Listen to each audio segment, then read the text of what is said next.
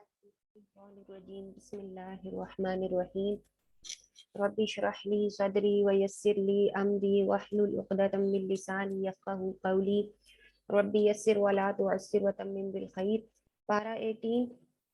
رکو 3 سورہ نور کی آیات 21 سے 50 تک آج ہم دہرائی کریں گے۔ شروع کرتے ہیں۔ بسم اللہ الرحمن الرحیم۔ وَمَن يَتَّبِعْ خُطُوَّاتِ الشَّيْطَانِ فَإِنَّهُ يَأْمُرُ بِالْفَحْشَاءِ وَالْمُنکَرِ، اور جو پیروی کرے شیطان کی قدموں کی تو بلا شبہ وہ بے حیائی اور برائی کا ہی حکم دیتا ہے۔ اور اگر نہ ہوتا تم پر اللہ کا فضل اور اس کی رحمت، نہ پاک ہوتا تم میں سے کوئی ایک کبھی بھی، اور لیکن اللہ پاک کرتا ہے جسے وہ چاہتا ہے، اور اللہ خوب سننے والا خوب جاننے والا ہے۔ یعنی کہ ایک سمپل رول بتایا گیا ہے کہ جو کوئی شیطان کے قدموں کی پیروی کرتا ہے تو شیطان تو بے حیائی اور برائی کا ہی حکم دیتا ہے، اور یہ کہ اللہ تعالیٰ کے فضل کے بغیر کوئی بھی شخص اپنے آپ کو پاک نہیں کر سکتا، یہ اللہ ہی ہے جو پاک کرتا ہے، اور اللہ تعالیٰ خوب سننے والا اور خوب جاننے والا ہے۔ وَلَا يَأْتَلِ أُولُو الْفَضْلِ مِنْكُمْ وَالسَّعَةِ أَنْ يُؤْتُوا أُولِي الْقُرْبَى وَالْمَسَاكِينَ وَالْمُهَاجِرِينَ فِي سَبِيلِ اللَّهِ وَلْيَعْفُوا وَلْيَصْفَحُوا أَلَا تُحِبُّونَ أَنْ يَغْفِرَ اللَّهُ لَكُمْ، اور نہ قسم کھا لے تم میں سے فضل اور وسعت والے اس کی کہ وہ دیں قرابت داروں اور مسکینوں کو اور اللہ کی راہ میں ہجرت کرنے والوں کو، اور چاہیے کہ وہ معاف کر دیں اور چاہیے کہ وہ درگزر کریں۔ کیا نہیں تم پسند کرتے کہ اللہ بخش دے تم کو، اور اللہ بہت بخشنے والا بڑا رحم کرنے والا ہے۔ اب اس میں یعنی کہ معاف کرنے اور درگزر کرنے کی طرف رغبت دلائی گئی ہے کہ اگر کسی سے کوئی کوتاہی ہو گئی ہے تو آپ اس کو معاف کر دیں، درگزر کر دیں، جیسا کہ آپ چاہتے ہیں، آپ پسند کرتے ہیں کہ اللہ تعالیٰ بھی آپ کو بخش دے۔ جیسے ہم اللہ تعالیٰ سے مغفرت کی امید رکھتے ہیں نا، اسی طرح ہمیں بھی دوسروں کی غلطیوں کو معاف کر دینا چاہیے اور ان سے درگزر کر دینا چاہیے، اور اللہ بہت بخشنے والا بڑا رحم کرنے والا ہے۔ ان الذين يرمون المحصنات الغافلات المؤمنات لعنوا في الدنيا والآخرة ولهم عذاب عظیم، بے شک وہ لوگ جو تہمت لگاتے ہیں پاک دامن بے خبر مومن عورتوں پر، وہ لعنت کیے گئے دنیا اور آخرت میں، اور ان کے لیے بہت بڑا عذاب ہے۔ یعنی کہ جو لوگ ایسی عورتیں جو کہ پاک دامن ہیں، بے خبر یعنی کہ معصوم ہیں، بھولی بالی ہیں، مومن عورتیں، ان پر تہمت لگاتے ہیں تو اس کا انجام کیا ہے کہ ان پر دنیا اور آخرت میں لعنت کر دی گئی۔ یعنی کہ اگر وہ بندی مسلمان ہے تو دنیا میں اس پر لعنت اور اس سے دوری اختیار کرنے کا حکم، اور اگر وہ کافر ہے تو دنیا اور آخرت میں تو دونوں میں ہی اس پر لعنت ہے۔ یعنی کہ یہ ایک بہت سنگین معاملہ ہے کہ آپ چار گواہ لائے بغیر کسی پر تہمت لگا دیں، کوئی سنی سنائی بات آگے پھیلا دیں جس کی آپ کو خود بھی بے شک وہ بات سچ ہی ہو، لیکن اگر آپ کے پاس تصدیق کے لیے چار گواہ موجود نہیں تو آپ آگے نہیں پھیلا سکتے، آپ اس بات کو سچا نہیں قرار دے سکتے۔ اگر آپ ایسا کرتے ہیں تو کیا ہے کہ آپ پر دنیا اور آخرت دونوں میں لعنت کی گئی، یعنی کہ یہ اتنا سنگین معاملہ ہے۔ وَلَهُمْ عَذَابٌ عَظِيمٌ، اور ان کے لیے بہت بڑا عذاب ہے۔ تو اس چیز سے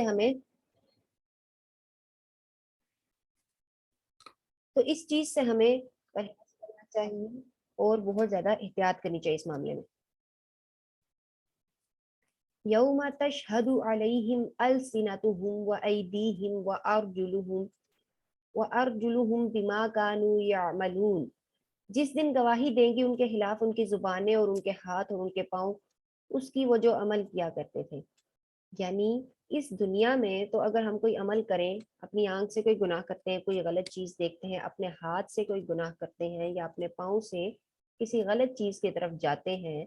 تو یہ ہمیں روکتے نہیں ہیں، لیکن قیامت کے دن ہمارے ہاتھ، ہمارے کان، ہماری آنکھیں ہمارے ہی خلاف گواہی دیں گے اس پر جو ہم اس دنیا میں کر چکے ہیں۔ یومئذ یوفیہم اللہ دینہم الحق ویعلمون ان اللہ هو الحق المبین، اس دن اللہ پورا پورا دے گا انہیں ان کا ٹھیک بدلہ، اور وہ جان لیں گے کہ بے شک اللہ وہیں پر حق ہے جو حق کو بیان کرنے والا ہے۔ الخبیثات للخبیثین والخبیثون للخبیثات، ناپاک عورتیں ناپاک مردوں کے لیے ہیں، اور ناپاک مرد ناپاک عورتوں کے لیے، اور پاکیزہ عورتیں پاکیزہ مردوں کے لیے ہیں، اور پاکیزہ مرد پاکیزہ عورتوں کے لیے۔ یعنی اس سے مراد یہ بھی ہو سکتا ہے کہ جو لوگ زانی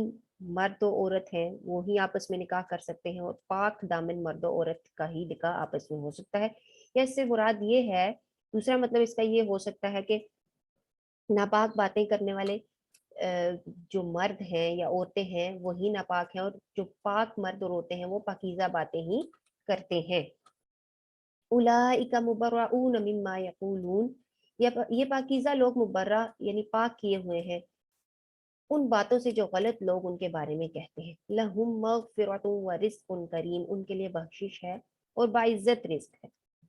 یا ایہا الذین آمنوا لا تدخلوا بیوتا غیر بیوتکم حتی تستأنسوا وتسلموا علی اہلہا ذالکم خیر لکم۔ اے وہ لوگوں جو ایمان لائے ہو، نہ داخل ہوا کرو دوسرے گھروں میں اپنے گھروں کے علاوہ یہاں تک کہ تم انس حاصل کر لو، یعنی اجازت لے لو اور سلام کر لو ان کے رہنے والے پر، یہی بہتر ہے تمہارے لیے۔ یعنی کہ جب کسی کے گھر میں اگر ہم نے جانا ہے تو ضروری ہے کہ وہ ان سے ہماری واقفیت ہو، وہ ہمیں جانتے ہوں جن کے گھروں میں ہم جا رہے ہیں، وگرنہ دوسری صورت میں ہم ان کے گھر میں نہیں جائیں گے،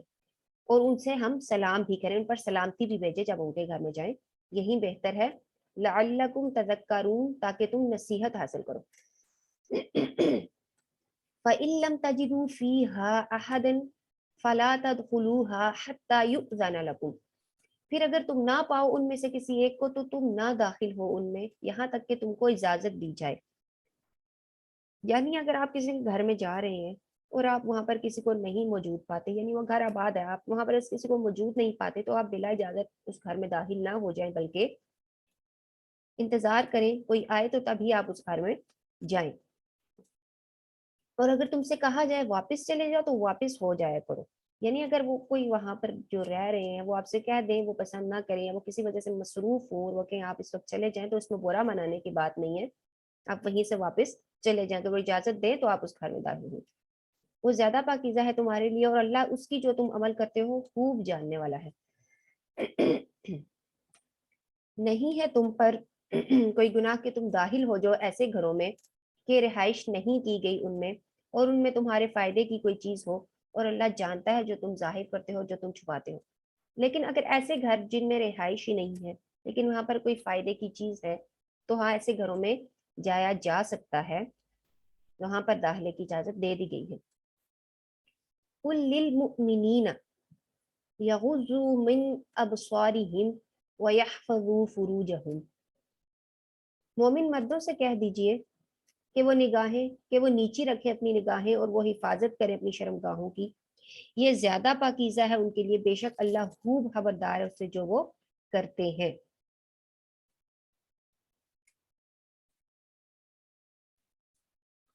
ایک بہت اہم حکم دیا جا رہا ہے مومن مردوں کو کہ وہ اپنی نگاہیں نیچی رکھیں، یعنی جب کسی غیر محرم عورت کو دیکھیں تو چاہیے ان کو کہ وہ اپنی نگاہیں نیچی کر لیں، اپنی نظریں جھکا لیں، اور اپنی شرمگاہوں کی حفاظت کریں، یعنی اپنی شرمگاہوں کو ناجائز غلط کاموں میں استعمال نہ کریں، اور ان کو اچھی طریقے سے ڈھانپ کے رکھیں، ان کی حفاظت کریں۔ ذالک ازکا لہم، یہ زیادہ پاکیزہ ہے ان کے لیے۔ ان اللہ خبیر بما یصنعون، بے شک اللہ خوب خبردار ہے اس سے جو وہ کرتے ہیں۔ وقل للمؤمنات یغضضن من ابصارہن، اور کہہ دیجئے مومن عورتوں سے بھی کہ وہ نیچی رکھیں اپنی نگاہیں۔ وَيَحْفَظْنَ فُرُوجَهُنَّ وَلَا يُبْدِينَ زِينَتَهُنَّ إِلَّا مَا ظَهَرَ مِنْهَا وَلْيَضْرِبْنَ بِخُمُرِهِنَّ عَلَى جُيُوبِهِنَّ، اور وہ حفاظت کریں اپنی شرمگاہوں کی۔ اچھا، اب عورتوں کے لیے بھی حکم آیا ہے، اس کے بعد مردوں کو پہلے حکم دیا گیا کہ وہ اپنی نگاہیں نیچی رکھیں، اپنی شرمگاہوں کی حفاظت کریں، اس کے فوراً بعد عورتوں کو بھی حکم دیا گیا ہے کہ وہ اپنی نگاہیں نیچی رکھیں اور اپنی شرمگاہوں کی حفاظت کریں اور نہ وہ ظاہر کریں اپنی زینت کو مگر جو خود ظاہر ہو جائے، یعنی کہ رنگ برنگ لباس پہن کے زیور پہن کے غیر مردوں کے سامنے نہ چلی جایا کرے بن ٹھن کر، بلکہ اپنی زینت کی کو وہ صرف اپنے محرم یعنی اپنے محرم رشتوں کے سامنے ہی ظاہر کر سکتی ہیں۔ مگر جو خود ظاہر ہو جائے اس سے کیا مراد ہے، یعنی کہ اگر اب ایک عورت باہر جاتی ہے، اس نے برقع، اس نے عبایا پہنا ہوا ہے، اس نے یا اس نے چادر لی ہے، چادر کے اوپر پھول ہیں، یا عبایا سے اس کے ہاتھ نظر آ رہے ہیں یا پاؤں نظر آ رہے ہیں، تو ہاتھوں میں اگر مہندی لگی ہے تو وہ ایسی زینت ہے، آنکھوں میں اس کے کاجل ڈلا ہوا ہے اور آنکھیں ظاہر ہو رہی ہے، تو وہ ایسی زینت ہے جو کہ وہ خود ظاہر ہو رہی ہے، تو اس میں ممانعت نہیں ہے۔ لیکن ایسے نہ ہو کہ وہ اب اس چیز کا یہ بھی مطلب نہ لیا جائے کہ ہاتھ اب ہم ظاہر کر سکتے ہیں تو ہاتھوں پہ بھر بھر کے چوڑیاں انگوٹھیاں اور اس طریقے سے بیٹھ جاتے ہیں ہم پہننے، نہیں، لیکن جو خود ظاہر ہو جائے، جیسے میں نے آپ کو پہلے مثال دی کہ چادر ہے لی ہے، اس کے اوپر پھول ہے، کڑھائی ہے، یا عبایا ایسا پہنا ہوا ہے، تو اس سے ممانعت نہیں ہے۔ اور چاہیے کہ وہ ڈالے رکھے اپنی اوڑھنیوں کو اپنے گریبانوں پر اور نہ وہ ظاہر کرے اپنی بناؤ سنگار، یعنی کہ اپنی اوڑھنیوں سے اپنے سینوں کو، اپنی چھاتیوں کو ڈھانپ لیں، جس سے ان کی گردن، ان کا سر، ان کی چھاتی، ان کے سینے ڈھک جائیں، کیونکہ یہ چیزیں بھی مردوں کے لیے شہوت کا باعث ہوتی ہیں۔ اور نہ وہ ظاہر کرے اپنی زینت، بناؤ سنگار کو مگر اپنے خاوندوں کے لیے یا اپنے باپوں کے لیے یا اپنے خاوندوں کے باپوں یا اپنے بیٹوں کے لیے یا اپنے شوہروں کے لیے کے بیٹوں کے لیے یا اپنے بھائیوں کے لیے یا اپنے بھائیوں کے بیٹوں یعنی بھتیجوں کے لیے، بھانجوں کے لیے، یا اپنی عورتوں کے لیے۔ اچھا، اب یہ سارے وہ رشتے ہیں جو اس چیز سے مستثنا ہے، یعنی کہ جن کے سامنے وہ اپنی زینت ظاہر کر سکتی ہیں، یہ وہ رشتے ہیں، یا ان کے لیے جن کے مالک بنے ان کے دائیں ہاتھ، یعنی زر خرید، غلام یا لونڈیاں وغیرہ، یا تابع رہنے والے خدمت گزار۔ مردوں میں سے جو شہوت والے نہیں ان کے لیے، یعنی کہ ایسے مرد جو عورتوں میں دلچسپی نہیں رکھتے، یا بہت وہ بے وقوف ہیں، یا وہ بس ان کو اتنے مجبور ہیں کہ بس 2 وقت کی روٹی ہی ان کا اصل مقصد ہے، تو ایسے مردوں کے سامنے بھی وہ اپنی زینت ظاہر کر سکتی ہیں۔ یا ان بچوں کے لیے جو واقف نہیں ہوئے عورتوں کی چھپی باتوں پر، ایسے بچوں کے سامنے بھی زینت ظاہر کر سکتی ہے جو عورتوں کی خفیہ باتوں سے بھی واقف نہیں ہوئے۔ اور نہ وہ مارا کرے اپنے پاؤں زمین پر، ولا یضربن بارجلہن، یعنی کہ لیعلم ما یخفین من زینتہن، اور نہ وہ مارا کرے اپنے پاؤں زمین پر تاکہ جانا جائے جو وہ چھپاتی ہیں اپنی زینت سے، یعنی کہ ایسے وہ زمین پر پاؤں مار کے نہ چلیں، یعنی جس نے پاؤں میں پازیب پہنی ہو تو چھن چھن کی آواز آئی، یا ایڑی پہنی ہے، ہیل والا جوتا پہنا ہے جس سے ٹک ٹک کی آواز آ رہی ہے، تو وہ بھی ایک زینت اس سے ظاہر ہوتی ہے۔ یا ایسے لہرا لہرا کے چلنا، تو یہ چیزیں بھی ہے نا جس سے مردوں کے لیے نا زینت کی باعث ہوتی ہے، تو ان چیزوں سے بھی پرہیز کریں۔ وَتُوبُوا إِلَى اللَّهِ جَمِيعًا أَيُّهَا الْمُؤْمِنُونَ لَعَلَّكُمْ تُفْلِحُونَ، اور تم توبہ کرو اللہ کی طرف سب اے ایمان والو تاکہ تم کامیاب ہو جاؤ، یعنی پہلے جو تم کام کر چکے ہو ان پر تم توبہ کر لو، اور یہ سب کام جن باتوں سے منع کیا گیا ہے وہ چھوڑ دو تاکہ تم کامیاب ہو جاؤ۔ وَآنكِحُوا الْأَيَامَ مِنكُمْ،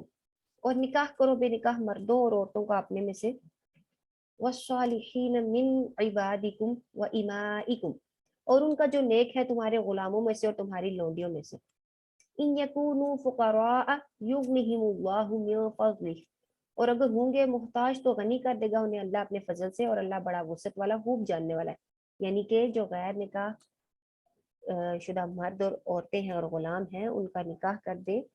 حلال کی ترغیب دی جا رہی ہے یہاں پر، نکاح کی ترغیب دی جا رہی ہے یہاں پر کہ نکاح کر دیا جائے ایسے لوگوں کا، یعنی کہ اس وجہ سے اگر آپ نکاح نہیں کر رہے کہ آپ کے پاس مالی لحاظ سے آپ اتنے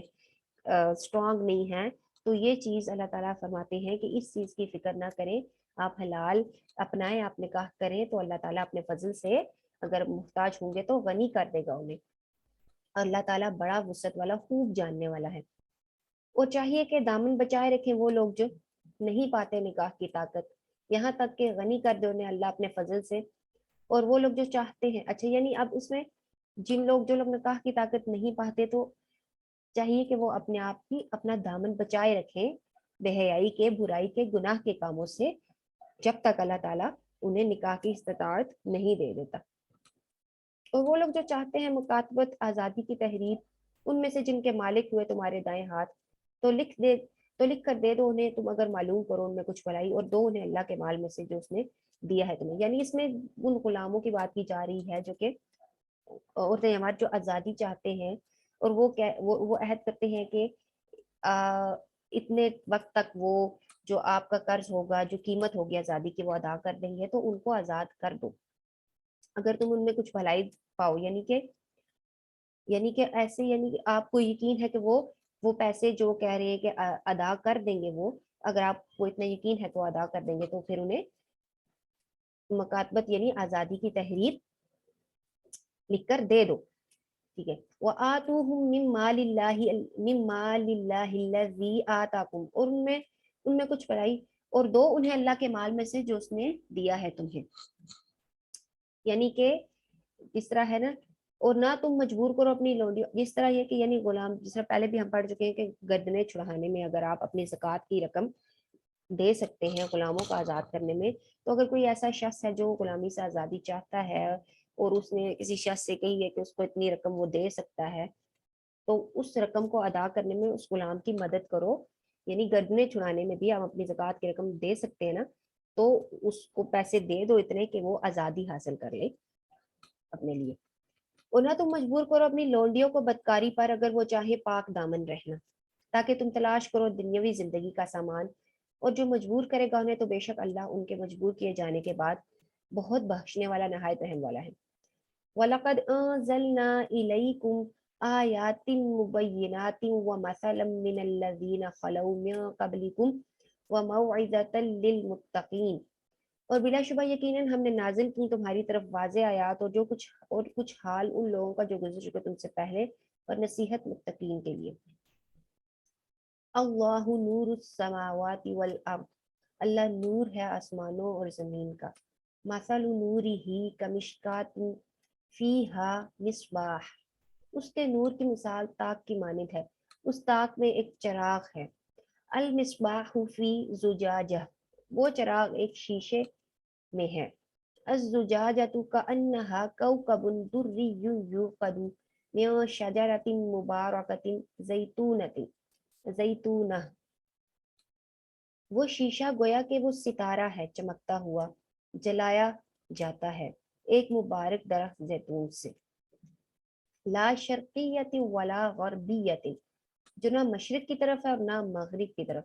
यानी सुबह से शाम तक उस पर धूप रहती है। यकादु ज़ैतुहा युज़ीउ वलौ लम तमससहु नार, करीब है कि उसका तेल खुद ब खुद रोशन हो जाए, जबकि अगरचे आग उसे ना भी छुए। अब यहाँ पर फरमाया जा रहा है कि अल्लाह ताला जमीन और आसमानों का नूर है। उसके नूर यानी ईमान की मिसाल ऐसी है कि एक ताक में एक चिराग है, यानी जैसे आप समझ लें कि ताक है एक मोमिन का जिस्म, हड्डियां, उसमें एक चिराग है उसका दिल, उस दिल में क्या है, एक नूर है। ठीक है, उस वो नूर कैसा है, एक चमकता हुआ सितारा है। और किससे वो जलाया जाता है, मिन शजरतिन मुबारकतिन जैतूनतिन, यानी कि जैसे मिसाल है ना कि वो ताक में जो चिराग है वो जलाया जाता है एक मुबारक दरख्त जैतून से, जो ना मशरिक की तरफ है और ना मगरिब की तरफ, यानी सुबह से शाम तक उस पर धूप ही रहती है, यानी कभी वो उस पर अंधेरा नहीं आता। अब वो नूर ऐसा है कि वो खुद ब खुद रोशन हो जाता है, यानी कि उस पर जरा सी उसको आग छूती है ना, जरा सी भी, तो वो रोशन हो जाता है। उस नूर की मिसाल, यानी इंसान के दिल में जो नूर है ना, उसकी मिसाल ऐसी है। अब नूर जो है, नूर पर नूर, नूरुन अला नूर, नूर पर नूर है। अब एक नूर तो वो है जो फितरी तौर पर हर इंसान के दिल में होता है, दुनिया को कोई भी इंसान हो, मोमिन हो काफिर हो, लेकिन ये होता है कि वक्त और हालात की गर्द उस पर पड़ती रहती है, पड़ती रहती है, पड़ती रहती है, तो इंसान उस नूर की चमक मान पड़ जाती है। अब एक नूर तो वो है जो हर इंसान के पास है, अला नूर दूसरा नूर जो है ना, नूर वही है, यानी वो वही پھر جب اس وحی کی آگ اس نور کو چھوتی ہے نا تو وہ بھڑک اٹھتا ہے. تو وہی جو اور یہ چیز جو ہوتی ہے نا اللہ تعالیٰ او یہدی اللہ لنورہ من یشاء، اب یہ اللہ ہی ہے جو اپنے نور کی طرف رہنمائی کرے گا جسے وہ چاہے گا، یعنی جسے وہ چاہتا ہے اللہ تعالیٰ پھر اس نور کی طرف رہنمائی کرتا ہے. یعنی یہ جو دوسرا نور ہے نا اس نور کی طرف اللہ تعالیٰ جسے چاہتا ہے اپنی رہنمائی کرتا ہے. وَيَضْرِبُ اللَّهُ الْأَمْثَالَ لِلنَّاسِ، اور اللہ مثالیں بیان کرتا ہے لوگوں کے لیے. وَاللَّهُ بِكُلِّ شَيْءٍ عَلِيمٌ، اور اللہ ہر چیز کو خوب جاننے والا ہے. یعنی جیسے اللہ تعالیٰ نے کتنی خوبصورت مثال بیان کی ہے کہ انسان کے دل میں جو نور ہے نا اللہ تعالیٰ نے اس کو ایک ایک ایک چراغ سے تشبیہ دی ہے کہ جیسے انسان کا جسم ہے وہ ایک تاک ہے، اس کے اندر چراغ جو ہے اس کا دل ہے، اور اس دل کے اندر وہ نور ہے جس نور کو نور وحی کی جب آگ چھوتی ہے نا تو وہ بھڑک اٹھتا ہے، وہ روشن ہو جاتا ہے.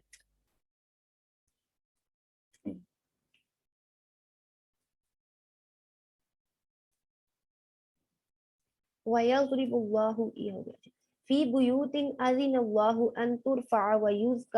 وَيُذْكَرَ فِيهَا اسْمُهُ يُسَبِّحُ لَهُ فِيهَا بِالْغُدُوِّ وَالْآصَالِ.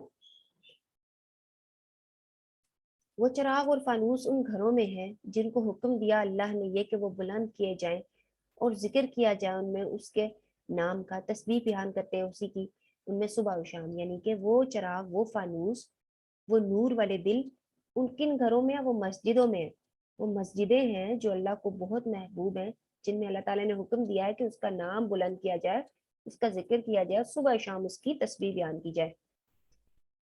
وہ مرد یعنی کہ ایسے چراغ، ایسے فانوس، ایسے مرد کون ہے؟ وہ مرد کے نہیں غافل کرتی انہیں تجارت اور نہ خرید و فروخت اللہ کے ذکر سے اور نماز قائم کرنے سے اور زکوٰۃ ادا کرنے سے. وہ ڈرتے ہیں اس دن سے کہ الٹ جائیں گے. تتقلب فیہ القلوب والابصار، الٹ جائیں گے اس میں دل اور آنکھیں. یعنی کہ وہ ایسے دن سے ڈرتے ہیں جس میں دل اچھل کر حلق تک آ جائیں گے. قیامت کی ہولناکیاں ایسی ہوں گے کہ دل اچھل کر اس سے حلق میں آ جائیں گے اور آنکھیں. لیجزیہم اللہ احسن ما عملوا ویزیدہم من فضلہ واللہ یرزق من یشاء بغیر حساب،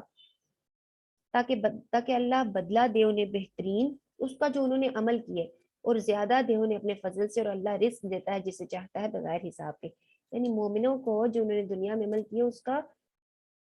دگنے سے دگنا بدلہ دیا جائے گا قیامت کے دن. تو پھر جب جنت میں داخل ہوں گے تو وہاں تو بے حساب رزق ہوگا جس کا تصور بھی نہیں کیا جا سکتا.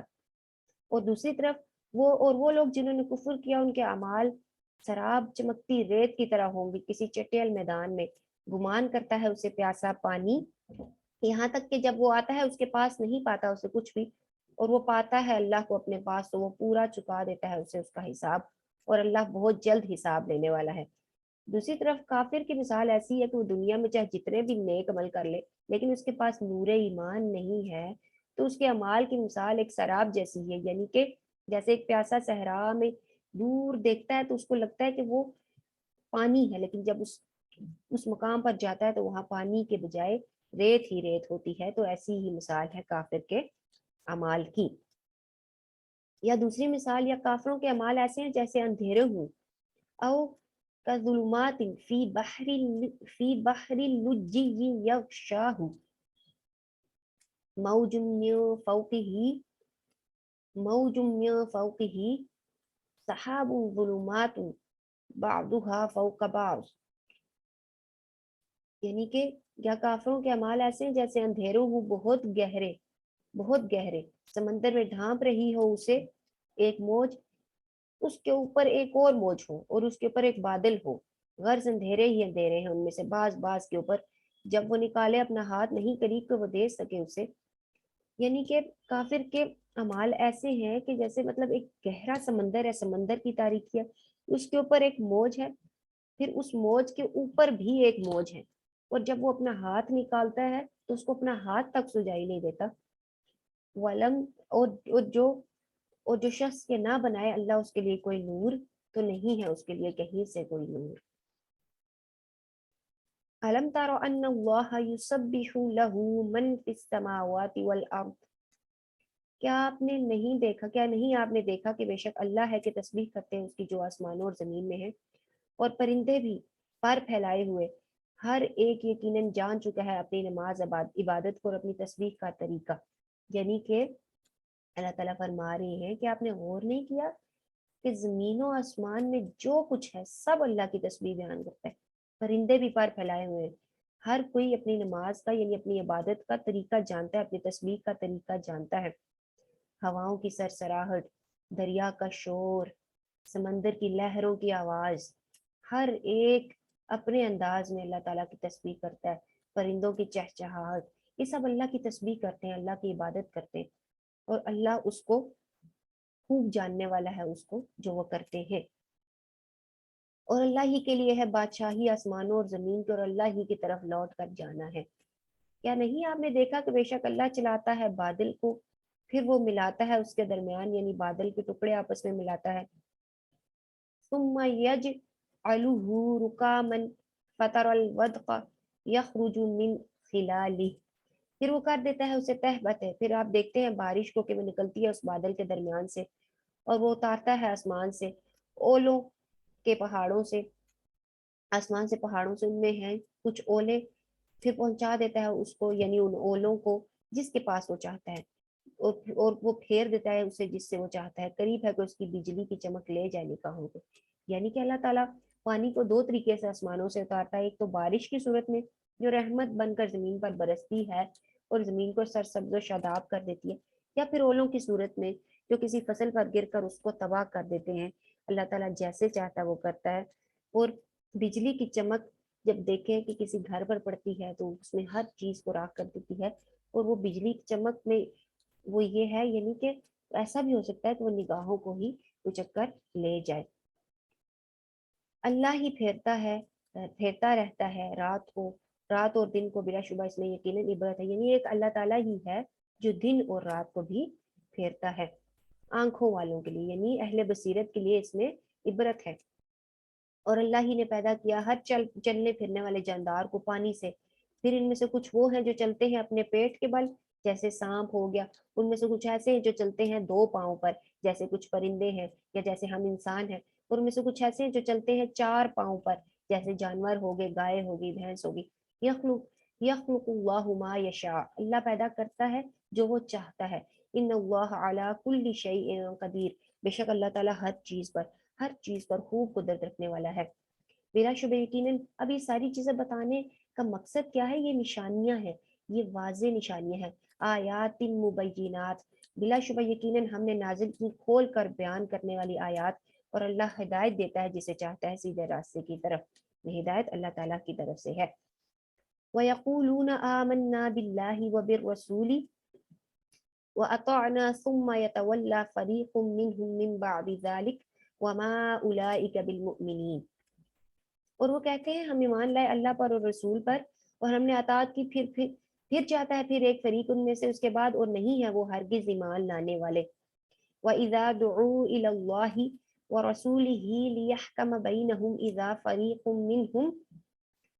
مُعْرِضُونَ، یعنی جب وہ بلائے جائیں اللہ اور اس کے رسول کی طرف تاکہ وہ فیصلہ کر دیں ان کے درمیان، اچانک ایک گروہ یعنی کچھ لوگ ان میں سے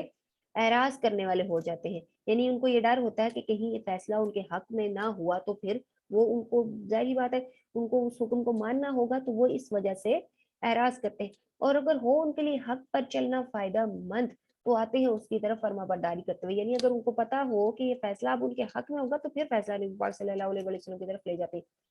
کیا یعنی یہ منافقین ہے نا، کیا ان کے دلوں میں کوئی مرض ہے، یا وہ شک میں پڑ گئے ہیں، یا وہ ڈرتے ہیں کہ ظلم کرے گا ان پر اللہ اور اس کا رسول، بلکہ وہ خود ہی ظالم ہے، یعنی کیا ان کو شک ہے اللہ اور اس کے رسول کے فیصلے پر کہ ان پر کوئی ظلم ہو جائے گا، ان کے ساتھ ناانصافی ہو جائے گی یا ان کے حق میں فیصلہ نہیں کیا جائے گا؟ نہیں، بلکہ وہ خود ہی ظالم ہے۔ صدق اللہ العظیم۔ یہی رہتا آج کا سبق۔ سبحانک اللہم و بحمدک، نشہد ان لا الہ الا انت، نستغفرک و نتوب الیک۔ السلام علیکم ورحمۃ اللہ وبرکاتہ۔